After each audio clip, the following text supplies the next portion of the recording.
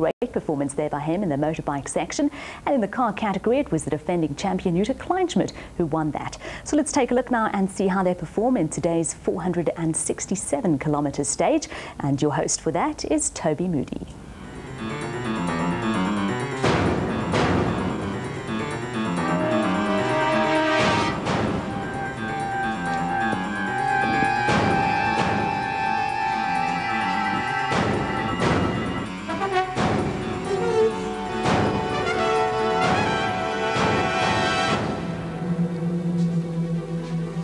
The Dakar continues. Kari Tiernan on a charge, running all the way through the fields, but it was not quite to be.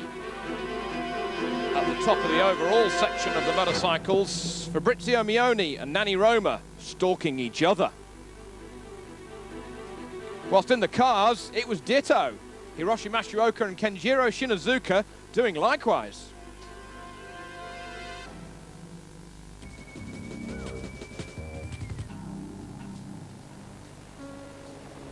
Swede PG Lundmark went out of the rally yesterday on his BMW motorcycle. The gutsy Swede being dealt a cruel hand with mechanical failure not far into the stage. During the rest day it was changing the clutch by mechanic, and he must have made something wrong, I don't know.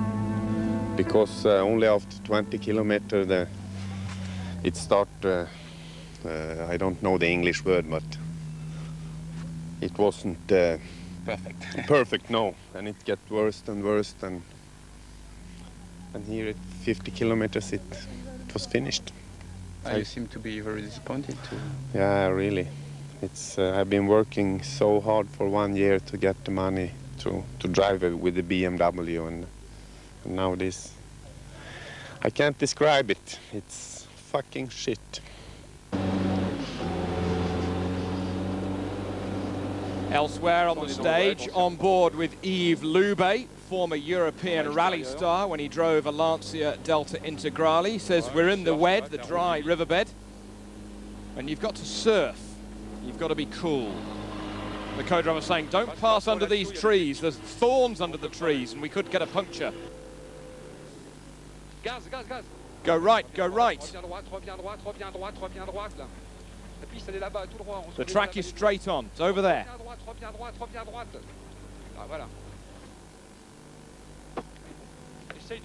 Okay, co-driver says, try and run at about 3,500 revs. And Yves biting back, yes, but I'm in second gear. So a bit of tension going on. Follow the traces, follow the tracks. On the left. Then he changes his mind and he says go right, but then there's cars in the way and you've got to go right, then you've got to go left, and then of course the inevitable happens. They get stuck.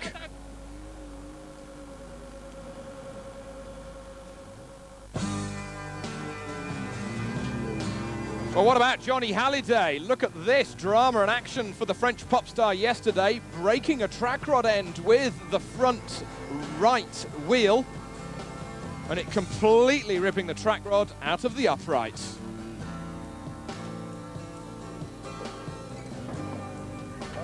René Metsch, former winner of the Dakar Rally, who's co-driving Johnny, looking underneath and soon realizing that they are going nowhere fast. Johnny, meanwhile, watches one of the Nissan trucks come past, but admittedly for another competitor.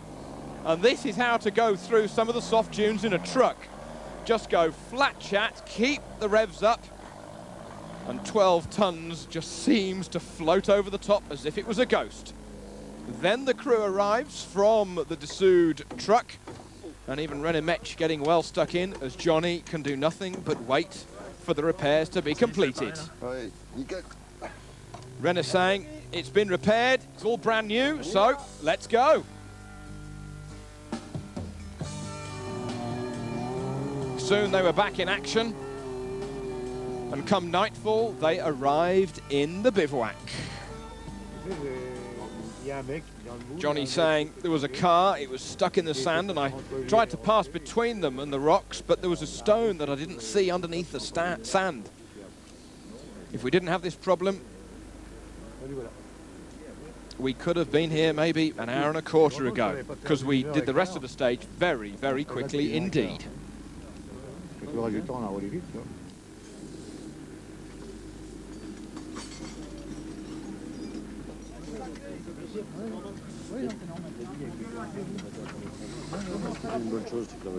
Andre Dessous, the boss of the whole squad, saying it's a good thing that the car arrived here tonight, because we're going to work on it all night long. It will be ready for tomorrow morning. It's very important for us because we have to test this car.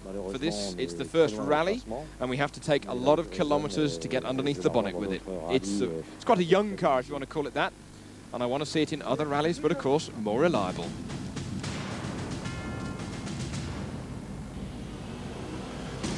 So then, today's stage going further south once more from Attar into Tajika, a short road section, but then look at this, 467 kilometers, that's nearly 290 miles in length.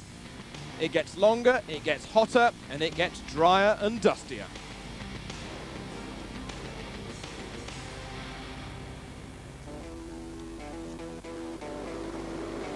And not only does it get hotter and drier and dustier, but the landscape just gets more and more stunning.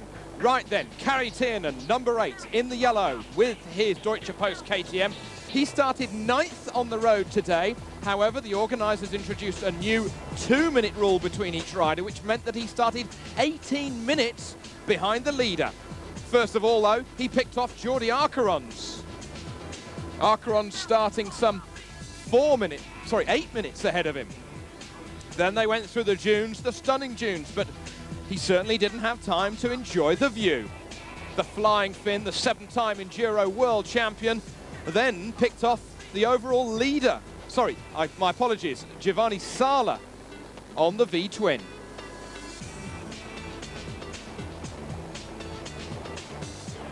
Then he did pick off Fabrizio Mioni, the leader of the event. By now he had made up some 16 minutes on the overall leader.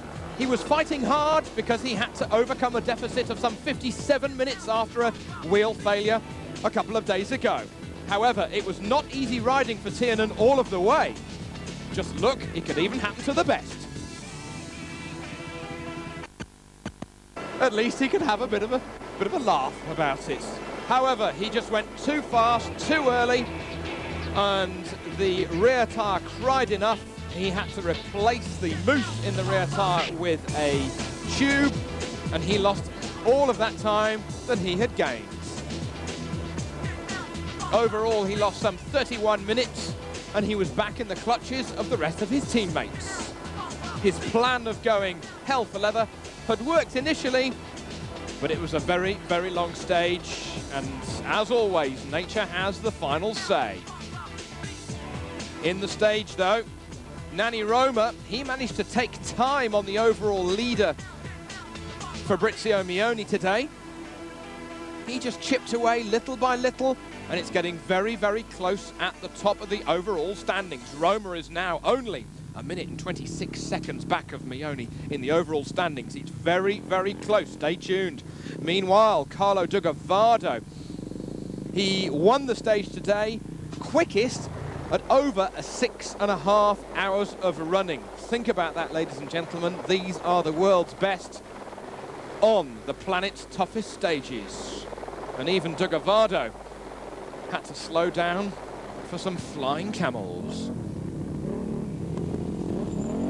So Fabrizio Mioni on the V-twin in the sand. He may have had the heaviest motorcycle out there along with his teammate Giovanni Sala, but he just seemed to keep the thing flying over the dunes, and he just seems to keep that lead of some 1 minute and 26 seconds. To this man here, number 9, with his Repsol KTM, Nani Roma. The suspension was working overtime with his single-cylinder machine. He was pushing it to the max. Roma was second on the stage, second overall, as I said. Dakar may not be far away, but my goodness me, it is close. Alfie Cox of South Africa, he just took pity on the privateers running behind him. He said that was one of the most hardest stages I've ever done. He had trouble with his goggles. He reckons he had a bit of butter on his fingers this morning, and he tried to wipe these goggles clean, and all he did was just smear his breakfast butter all over his goggles. On to Jordi Arcarons, number 2. Arcarons, he finished 7th today, but he is 5th overall behind Cox.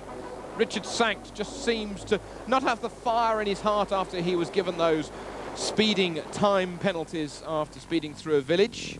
Earlier in the rally, Richard Sankt now 6th overall. Isidre Esteve Puyol, 7th overall, some 32 minutes back. And it can even happen to the world's best. Searing temperatures, soft sand, just like talcum powder, and then the engine dies.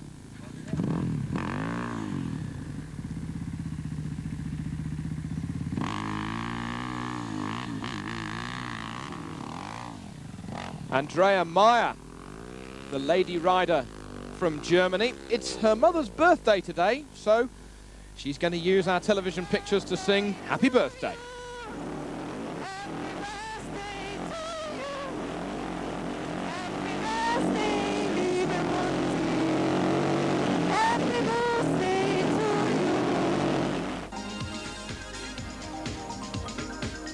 So then, Carlo Di Gavado victorious once more by just under 2 minutes from Roma. Mioni a little further back, Sankt, and then Cox. Overall, though, Mioni's lead, look at it, very slender, 1 minute 26, but look at Di Gavado, he could still do it, Cox, and then Arcarons.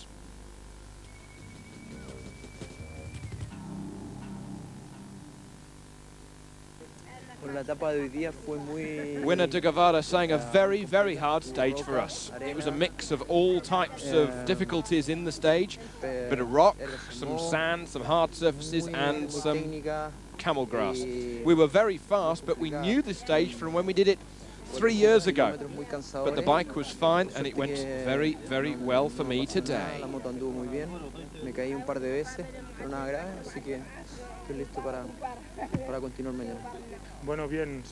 Nani Roma saying this is the most difficult stage of this year's Dakar. We had a good flow following Mioni, who was in front. I tried to overtake him sometimes, but it was just impossible. And then during the stage I actually hit a tree, but fortunately nothing was damaged. I maybe just caught my nose though. Estamos en forma, hemos sacado bastantes minutos a los pilotos de atrás y bueno, contento, la moto va bien y yo también tengo un pequeño rasguño, pero bien, contento. For overall leader Mioni saying that was the most tiring stage of the rally, very, very tiring. We had sand, we had some camel grass in there. The tracks were very small and twisty, and being in front it was even harder for me, more so on this bike than the other single-cylinder and lighter machines. Ho cercato di tenere sempre un buon ritmo perché credo che anche gli altri, pur se hanno delle moto più piccole, credo che anche gli altri siano al limite, sono anche gli altri molto affaticati. Vuol dire che comunque, nonostante la grande moto, sono ben allenato e quindi riesco a resistere agli attacchi degli altri.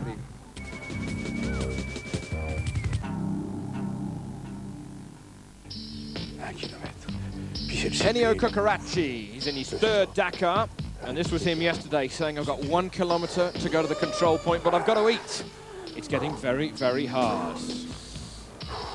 He's a Belgian, but running as an Italian on his KTM. And he says 3 months before the Dakar, I've stopped smoking, I've stopped drinking, and I've taken up quite a bit of sport, and including the gym. It's going to be okay, though, he says yesterday. I'm better. I feel good. I'm not dead. I'm just tired. Dakar is an old dream for Ennio as we catch up with him at home. Le Dakar, c'est un vieux rêve que je voulais réaliser. It's an old dream for me. I've wanted to do for many, many a year. I did the Touquet Enduros for some testing mileage, but before then, I'd never really jumped off anything higher than even the pavement. So during the Touquet, I fell probably 70 times in my first edition, and then the second one, it was a little better, and then I went on to do the Dakar, and after what little experience I had, it was very, very difficult for me. J'étais complètement inexpérimenté. Je fais pas plus de 5 kilomètres. I make 5 kilometers and then I fell in the dunes, another 2 kilometers and just bang. The problem is that just once the trucks have been through, the place is like a battlefield. Le problème, c'est quand les camions sont passés, c'est Verdun. C'est la folie, ils chamboulent le bazar. Les tranchées et tout. Dur, dur.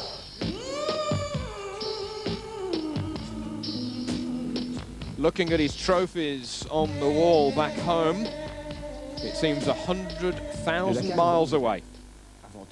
But he says the Dakar, it tells a dream every day.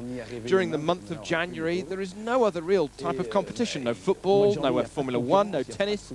You just look out of the window and you see the rain or the cold, or you watch the television and then you see these crazy people in the sand and under the sun. This is a disaster. La catastrophe. Ça va, elle a l'air d'être neuve là, hein? On dirait pas que là chuté autant. Hein?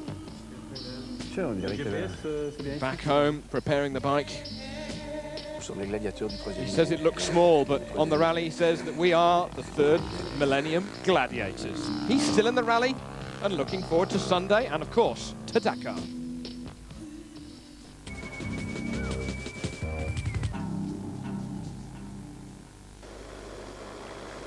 So then, with Jutta Kleinschmidt, the defending champion, starting the stage first on the road by virtue of winning the stage yesterday, she had to do a bit of navigation, and she was the fox for the hounds to go out and catch.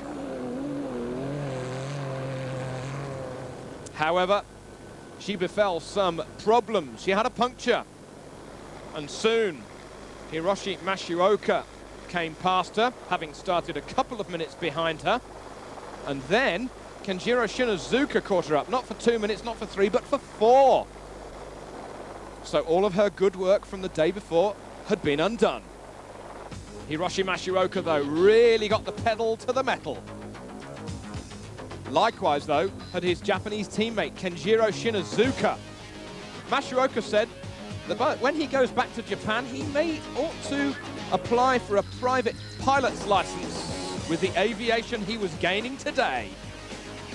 Shinazuka then passed Hiroshi Mashioka, so he had caught him up for 2 minutes. It was Shinazuka's final chance to gain some time on the overall leader. But then Mashioka repassed Shinazuka. But Shinazuka, if you look at the front of the car, he had hit some camel gas very badly, even though Mashioka was first into the first control points. But sideways, opposite locking, chasing him hard was Shinazuka. But that damage at the front of the car, maybe it had damaged the radiator. Shinazuka was worried about the cooling and thought that he ought to just stop and check and see if any permanent or maybe terminal damage had been done. Thierry Delizotti, his co-driver, soon out of the car, wrenching pieces of carbon fibre and Kevlar away from the radiator, back into the car and off. However, it was Hiroshi Mashioka who was victorious on the stage, gaining another 5 minutes and 40 seconds on his teammate Kenjiro Shinazuka, extending his lead to nearly 18 minutes. 4th on the stage today was Jean-Pierre Fontenay, and we are on board with him. He says we've had a couple of big jumps in the last couple of 100 meters, but today I would like to send a message, because I always remember that it was 8 years ago today that Mr. Bremer announced the birth of his son, Ulysses. Monsieur Bremer. Attention. C'est Monsieur Bremer qui m'a annoncé la naissance de mon fils, mon premier fils, Ulysse. He says, unfortunately now, Mr. Bremer is not here yet. Gilles Picard, my co-driver, said we are both thinking about him, because I'm sure he is looking down on us from above with his customary large hat. à son frère Paul. Happy birthday, Ulysses, and also Gros bisous, à bientôt. I send my regards to his brother Paul. Let's go. We've got a bit of work to do.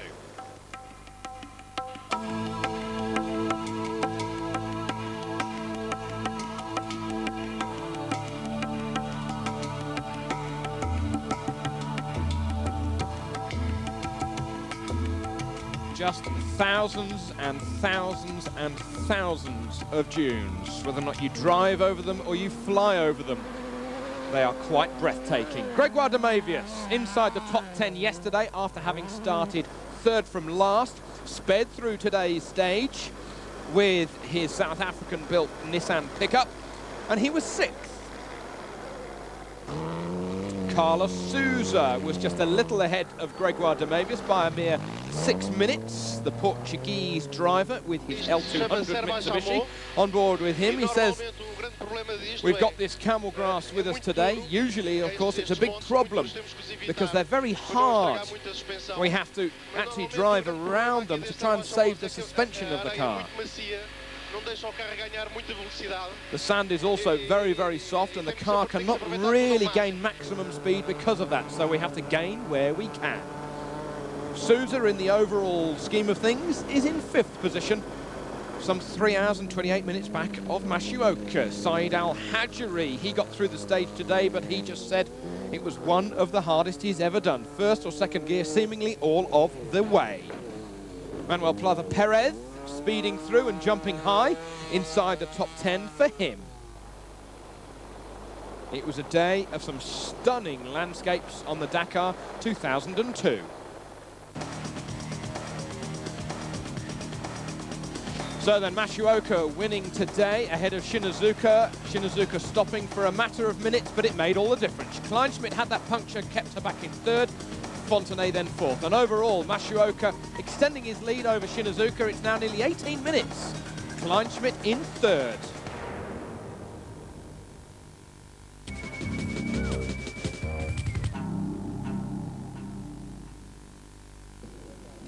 $460 kilometers, very long, and many and camel glass is so we use second and third gears long time. And shock absorber is very hot. Today is 145 degrees, so we adjust. So, but today, good to make a race. Lot of jump, but we catch the Masoka, then we pass. Then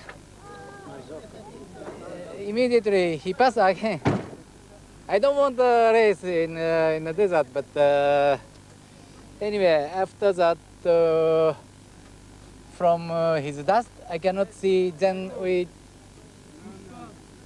hit camel grass, very bad. We had a big damage in the front. Ja, heute war ein wirklich sehr schwerer Tag und am Anfang mussten wir aufmachen. I was leading, but then Hiroshi and Kenjiro caught me. I then had a puncture, and after that, some problems with the inflation system for the tyres. After that, in the camel grass, they were both going very, very fast indeed. I just don't know how they can do such a stage at that speed, but that's the way that it is.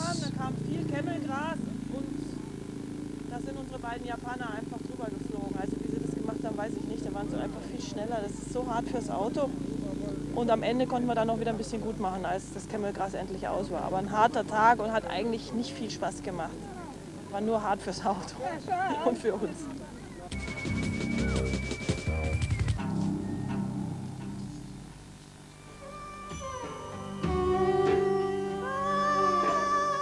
Well, the camels of the desert continued, and also so did the Kamaz.